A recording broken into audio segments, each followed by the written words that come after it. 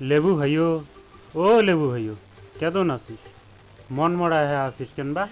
খুব ভয়ত আছং রে ভাই। হ্যাঁ, কি ফির হইল? আজ বিয়ে নে মোর বগলের টাক ছিঁড়ি নিয়ে গেল রে ভাইও। খুব চিন্তেত আছং, মুখবেন কুম্বলা ছেড়ে। হয় রে ভাইও, আমার গুলের তো কপালত ইয়ে হয়ে লেহা। সেদিন নে দুনিয়াতে আসলাম, তাতে হুর ধরি খাওয়া খাওয়ি। তোমাক তো তাও পাহে খায়।